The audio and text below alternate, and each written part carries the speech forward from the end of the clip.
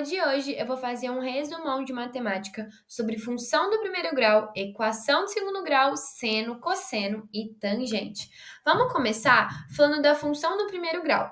Como em outra videoaula eu já expliquei características da função de primeiro grau, como resolve e tudo mais, na aula de hoje, que é o que tem a ver com a matéria da prova, eu só vou explicar ocasiões em que a gente aplica a função do primeiro grau. A gente pode aplicar para perímetros, porque o perímetro depende da quantidade de lados. Então, é uma relação de dependência. A gente também pode usar em porcentagem para, tipo assim, eu saber o valor de uma coisa depois de sofrer determinado desconto ou aumento. E ainda eu coloquei uma pequena explicação para vocês de como que a gente calcula um preço depois que sofreu um desconto e depois que sofreu um aumento. Então, vamos supor que um celular está sendo vendido por R$1.000.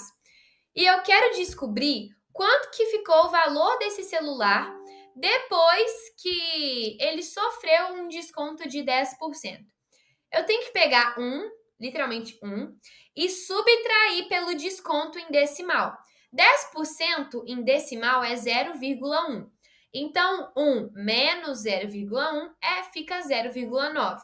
Então, eu tenho que pegar esses R$1.000 e multiplicar por 0,9 para eu saber quanto que ficou o preço desse celular depois do desconto de 10%.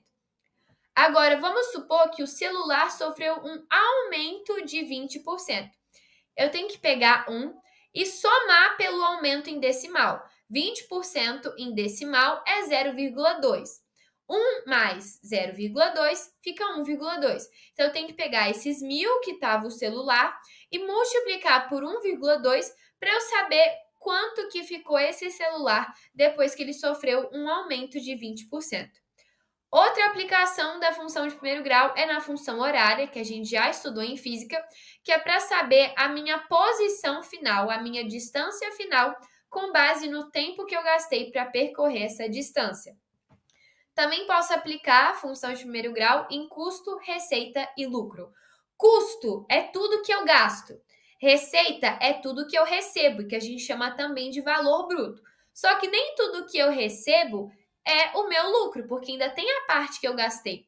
Por isso que o lucro é o tanto que eu recebi menos o tanto que eu gastei. E aí o meu lucro é o valor líquido, que a gente também chama de valor líquido.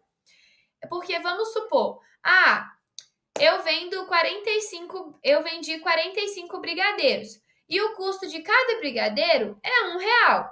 Só que eu vendo eles a R$1,50. Só que, tipo assim, se eu vender os 45 brigadeiros por R$1,50, todo esse valor que eu recebi não é o meu lucro. Porque eu ainda tenho que tirar a quantidade que eu gastei para produzir cada brigadeiro. E, bom, quando a gente quer estabelecer uma relação entre duas retas, no caso, entre duas funções ou mais, a gente vai ter um ponto crítico ou também chamado de ponto de equilíbrio. Porque vamos supor, vai ter uma certa quantidade de brigadeiros que se eu vender, o tanto que eu gastei e o tanto que eu recebi, o valor vai ser o mesmo. Isso que é o ponto de equilíbrio. Agora a gente vai para a equação e para a função de segundo grau. Equação, gente, é basicamente a função do segundo grau, só que igualada com zero. Então, vai ser ax² mais bx mais c igual a zero. E a gente pode resolver a equação do segundo grau por fórmula de Bhaskara, soma e produto, completar quadrado, colocar em fator, de várias formas diferentes. Mas a mais fácil, é a fórmula de Bhaskara.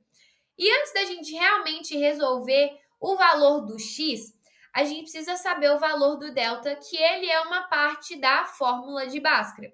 E o que acontece?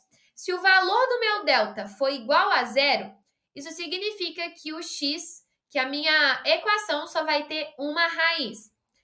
Se o delta der maior que zero, duas raízes. Delta menor que zero, não tem raiz. Agora, a função é literalmente f de x igual a ax² mais bx mais c. O que diferencia a função da equação? A equação é igualada com zero. A função é igualada com y ou com f de x, que é a mesma coisa.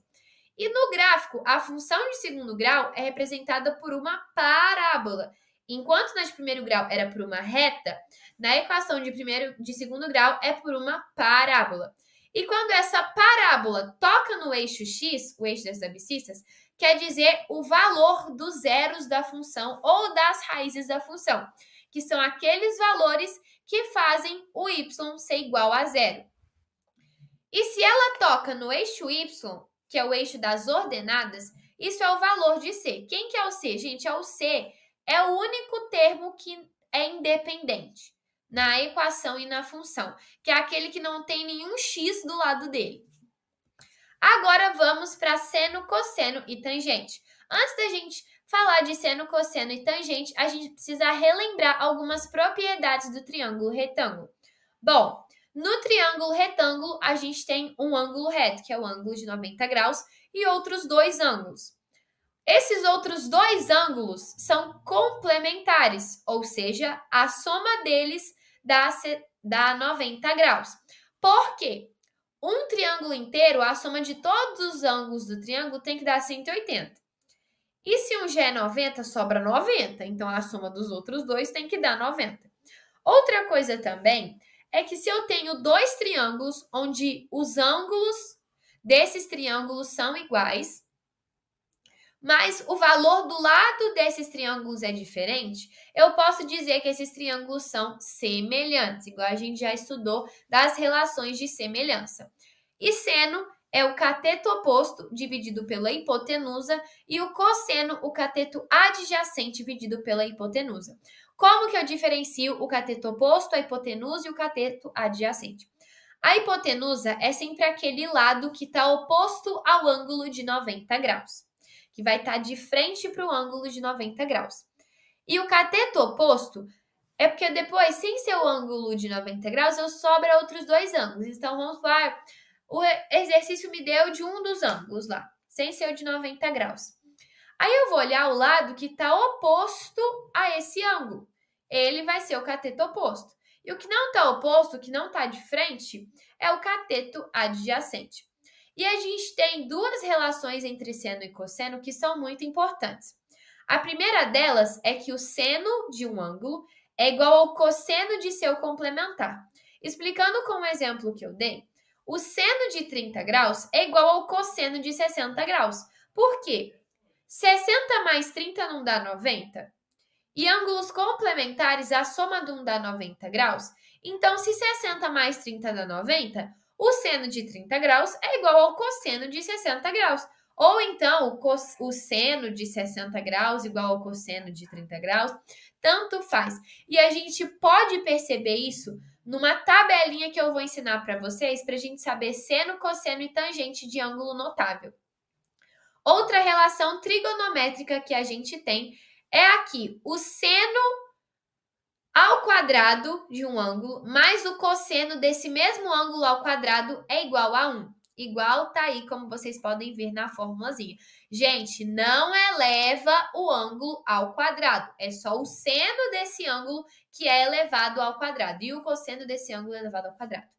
A tangente é o cateto oposto dividido pelo cateto adjacente. Mas a gente também consegue encontrar a tangente pegando o seno do ângulo e dividindo pelo cosseno desse mesmo ângulo.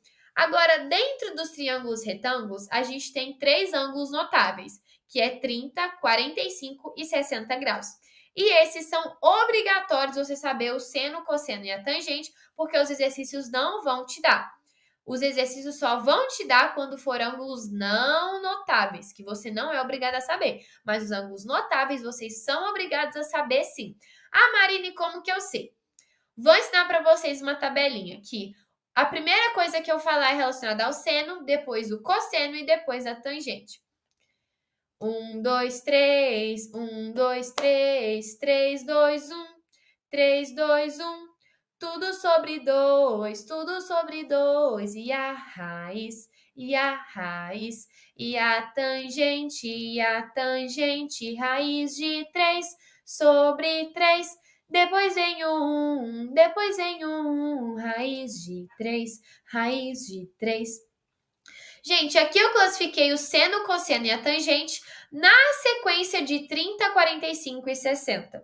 Então, o seno é aquele 1, 2, 3, 1, 2, 3.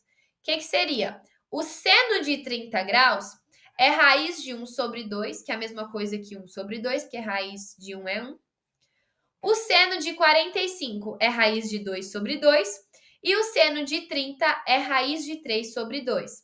Agora, quando chega no cosseno, é ao contrário. 3, 2, 1, 3, 2, 1, igual na musiquinha. Então, o cosseno de 30 graus é raiz de 3 sobre 2. O cosseno de 45 é raiz de 2 sobre 2. E o cosseno de 60 é 1 meio. E a gente pode perceber isso pelaquela relação do seno de um ângulo ser igual ao cosseno do seu complementar. Porque vocês podem perceber nessa musiquinha, nessa tabelinha, que o seno de 30 graus vai ser igual ao cosseno de 60 e que o cosseno de 60 é igual ao seno de 30 e vice-versa, tanto faz. Tanto que o seno e o cosseno de 45 graus é o mesmo, porque 45 mais 45 é 90.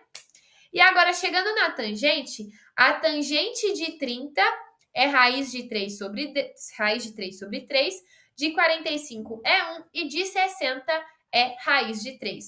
Outra coisa também, pessoal, é que a tangente é basicamente o coeficiente angular da reta de uma função. Como vocês podem ver aqui nessa imagem, a gente tem um ângulo alfa, certo? Se eu calcular a tangente desse ângulo alfa, eu vou encontrar o coeficiente angular.